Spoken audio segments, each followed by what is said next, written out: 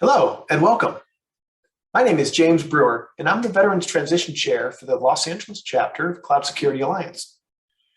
At CSA LA, we're devoted to veteran transition when it comes to careers in IT and cybersecurity. And we've put together this Veterans Outreach session for you featuring Tom Marsland, Board Chair for VetSec, an amazing nonprofit that focuses on helping veterans pursuing a career in cybersecurity. Today, he shares about the current barriers that exist for veterans when it comes to employment and cybersecurity, and gives us some tools for our toolbox from his well over 20 years of service to our country. Please connect with Tom, Victor, or myself on LinkedIn if you have any additional questions, or if you'd like to partner with us to strengthen our cybersecurity community and help give back to those who have given so much. Thanks for watching. Good morning, afternoon, and evening, everyone, and thanks for joining us. Whether you're watching this now at the event or watching a recorded version later, I'm happy to speak to you all at the CSA LA chapter today, and thanks to Victor and all of the work he does at Virtually Testing Foundation to help bring change to the industry. It was actually thanks to Virtually Testing Foundation itself that I was able to go through an OSCP study group myself not too long ago. My name is Tom Marsland, and I'm thankful to be the board chair at VetSec, where we strive to create a world where no veteran pursuing a career in cybersecurity goes unemployed. Today, I'll be speaking to you about the barriers that exist to veteran and military employment in the cybersecurity industry. We'll discuss the background regarding VetSecs and my own research into this area, and then we'll delve into the barriers to military employment in general, take a look at the barriers that exist in the cybersecurity industry, and then we'll marry the two. Finally, we'll discuss what we can do to have an impact in this arena and why I feel so strongly about the mission I pursue. As we discuss this, if anyone has any questions, please post them in the chat, and I'll be happy to answer them to the best of my ability. The more interactive, the better. Approximately 200,000 people separate from the military annually. Some of them find employment at their skill level, but many are underemployed, and unfortunately, some of the service members that served in our armed forces go unemployed. Some even live on the streets homeless. In fact, recent statistics say there are nearly 300,000 homeless veterans sleeping on the streets, and that number is only rising. Additionally, an estimated 22 veterans take their lives daily, and this has to be in part due to their ability or inability to find meaningful employment and organizations that value them. In the realm of those underemployed, an estimated 1.4 million veterans are at risk of becoming homeless. Whether after their first commitment or a service of 30 years, we as a nation owe it to them to help find meaningful employment in the civilian sector. Unfortunately, the VA only has enough resources to help a fraction of our veteran population. Barriers to military employment also abound, especially in industries like healthcare and cybersecurity, which are very licensed and certification oriented. Military members have the skills, but because of the way the service trains, many times they lack the licensing and certifications to successfully transition into their desired field. In my opinion, this is where nonprofit organizations can help. Nonprofits can provide resources that veterans need and educate them on the cyber subdomains.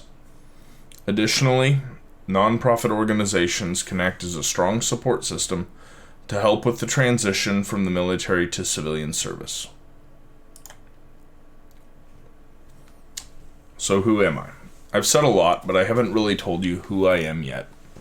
In short, I'm definitely not your typical nonprofit leader. I'm an active duty Navy Master Chief Petty Officer, currently serving in the submarine nuclear power field. I've traveled around the world on submarines numerous times and have traveled from the equator to the North Pole. I'm extremely thankful for my experiences in the Navy, especially getting to walk on the polar ice. I'm a happily married man of over 13 years, with 4 children and 3 grandchildren. In my free time, which is sorely lacking as of late, I enjoy backpacking in the Pacific Northwest wilderness. I've been the board chair of VetSec since June of 2020, and I joined the organization when I found it as a resource for my own transition from the military, which will happen in about 2 years' time. My military service has positioned me well to speak to the struggles that people in the military face as they prepare for their own transition. As for cybersecurity specifically, I've served in a number of positions in information technology while in the military. First as a help desk manager, as a systems and network administrator, and most recently as an information systems security officer and IT director. All of this has been inside the Navy, but through my work in VetSec, collaborating with industry leaders on the outside, I've seen what veterans need to prepare for a career in cybersecurity after they transition. In addition to that, I have a bachelor's degree in IT security from Western Governors University, and I'm wrapping up my master's in cybersecurity from the University of Charleston, West Virginia now. And I'm super excited to be graduating here in April. Now that we've established who I am, let's get into it a bit. Again, if you have thoughts or experiences to share or have a question, please post them as we go and I'll address them. First, let's talk about the barriers to military employment. As I alluded to previously, certification and licensing requirements can be a direct barrier, even for those people that accomplished similar jobs while in the service. With my service on submarines, there was one professionally trained medical person on board, the independent duty corpsman, responsible for the lives of 130 to 160 individuals. He could prescribe medicine, perform emergency surgeries if needed, and administer life-saving care. He was also responsible for routine care like our annual health assessments, but if he separated from the service today, he couldn't even draw blood because there is no civilian licensing equivalent. Unfortunately, a similar fate has befallen IT, at least in the Navy. Initially, certifications, such as the Security Plus from CompTIA, was needed to perform any jobs in IT or cyber where you had privileged access to information systems. But that has been replaced in many cases by training that the service schools count towards. We now have sailors performing system administration level work and higher with no certifications and no formal education that will be recognized outside of the military. Outside of certification and licensing, veterans, on average, have more disabilities than their same-age civilian peers. This, combined with their age when they transition, can also lead to discrimination. Finally, many military members struggle to translate their work experience into civilian terms. Many members have never had a job interview or written a resume, and in the case of so many, are working hard up until the month or sometimes even days before they separate. It can be difficult for hiring teams to understand the skill, responsibility, and accountability that comes with military experience. So, tons of barriers, right? Some of them are pretty significant. Well, there is a silver lining. It's not without attempts by the services and the Department of Defense to provide. Tuition assistance is there and can be used to obtain college education while in the service. The credentialing or COOL program can be used to obtain credentialing that members need, or at least the exam vouchers if they pay for the training material themselves. The problem is that many of these service members simply just don't know what they don't know, and they don't prepare while they're in the service. They may not understand the field that they're interested in when they go out. And additionally, time is always a factor.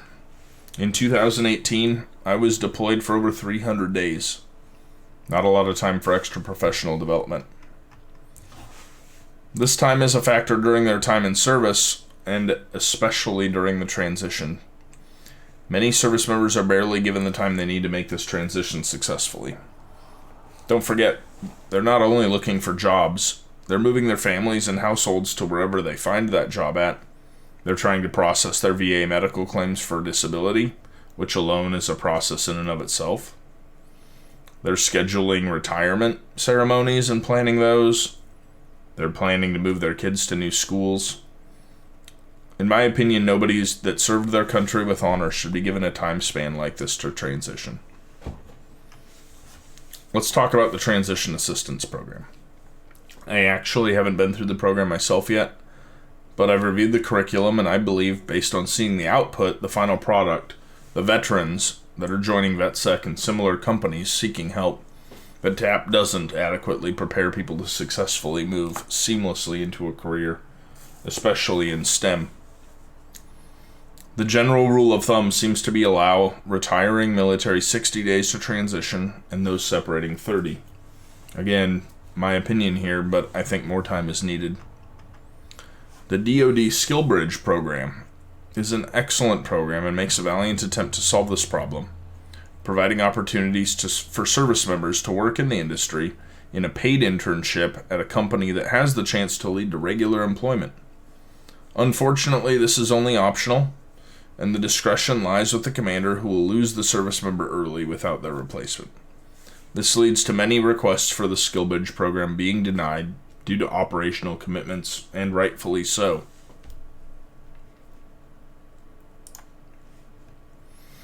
Now that we've discussed barriers to military employment in the civilian industries, let's discuss barriers to employment in cybersecurity. First, the cost of certification is always a factor. Many people simply can't afford those cyber boot camps that cost thousands of dollars, and they don't understand which of those boot camps will actually get them a job. Those people that decide to try it on their own, perhaps going through CompTIA after their A+, Network Plus, and Security Plus, can quickly become overloaded with the costs of training materials and vouchers. And then simply there's training that is unaffordable until you're in the industry, like SANS, or in many cases it's employer paid because of the cost. According to a report titled "The Report to the President on Supporting the Growth and Sustainment of the Nation's Cybersecurity Workforce," employers increasingly are concerned about the relevance of cybersecurity-related education programs in meeting the needs of their organizations. The education just isn't cutting it. In 2016, a survey found that only 23% of organizations thought education programs were preparing students for jobs in cyber. And in 2018, ISACA found that 61% of orgs believe that less than half of the applicants for open positions are actually qualified for the job. All of this existing in a world where we're estimated to have upwards of 1.8 million unfilled positions for cyber worldwide. The main thing employers say people are lacking: practical experience. Second, many of these jobs require a broad understanding of IT fundamentals to qualify for, even at the quote-unquote entry level. Our people don't necessarily know that, though. Some of our vets already do have those skills, but maybe not the paper to back it up. Finally, and I've found this in my entire time at VetSec, job descriptions are just overstuffed. Posting an entry-level cybersecurity job that requires a bachelor's or master's degree or a CISSP is just ridiculous. And in many cases, we're finding that veterans aren't applying because they don't feel they have a chance. In the military, it's cut and dry. You have requirements and you have to meet them. And they don't understand that they can apply for jobs that maybe they don't meet all the minimums for. And in reality, these job descriptions are bloated. The requirements, that is. These requirements could be lessened and people could get the jobs and perform them fine with the skills they currently have. Okay, so what's next? What do we do about this? Well, if you remember, this is where I said nonprofit organizations and people that are truly committed to closing this gap come in, right? So here's how I see it. First, we need to leverage hard data to convince people. In my 20 years of naval service, data is what proves the case and wins the argument most of the time. What do I mean here? Well, I mean those cybersecurity boot camps. I mean those degrees in cybersecurity. Veterans need to be educated on how effective they are. Transitioning service members need to know the graduation rates from these programs and how effective they are at placing people into positions in the industry. The VA should be more judicious in who they award VetTech funding to, backing the service member so the veteran knows that they're using the funding for a quality resource. Second, we need realistic roadmaps for service members. Not starting with 60, 90, or even 180 days out. Educate them on the industry, on all the available options when they transition, so when they're 2 or 3 years away and they start thinking about IT, about cybersecurity, they get excited seeing how malware reverse engineering works or how a machine on Hack the Box works. We can show them what that career looks like. There's so many resources out there, and we need to educate them on the available resources inside and out. DoD SkillBridge is excellent. The post 9/11 GI Bill also is an amazing resource. But here I am, 20 years of naval service, and until I started preparing for my own transition, I'd never heard of other resources like VetTech or vocational rehab and education. I still don't really fully understand the process by which you file your VA claim, but I have a much better idea than I did 6 months ago. Finally, our service members need true support. They don't need a parking spot. They don't need a discount. They need legislation and policies that make programs like the DoD SkillBridge able to be approved for any who want to take it so members get the time they need. We need to step up and provide them with true support, mental, physical, and educational resources as they move into the workplace. This is where organizations like VetSec and similar nonprofits can stand up and help. Our military veterans will be successful in this field when we decide that we want to help them. This has to be structured. We can't just throw money at the problem. It takes people that care and people that wish to make a difference. Again, I'd like to thank everyone for listening to me today. You can reach out to me on LinkedIn. My information is posted here or on Twitter. And if you're interested in VetSec and learning more about our company, please go to the web address on the side. Again, thank you for your time. Thank you for listening to my presentation, and thanks to the Virtually Testing Foundation for having me on today. With that, I'll answer any questions anyone else may have, and have a great day. Thank you. So much, Tom, for speaking at CSA LA chapter event today, and thank you, James, for explaining our Veterans Transition Program. With that, once again, you can put your questions in the show notes here or the chat window. You can also reach out to us, contact@csala.org. With that, wish you all the very happy holidays, and thanks so much. See you in 2022.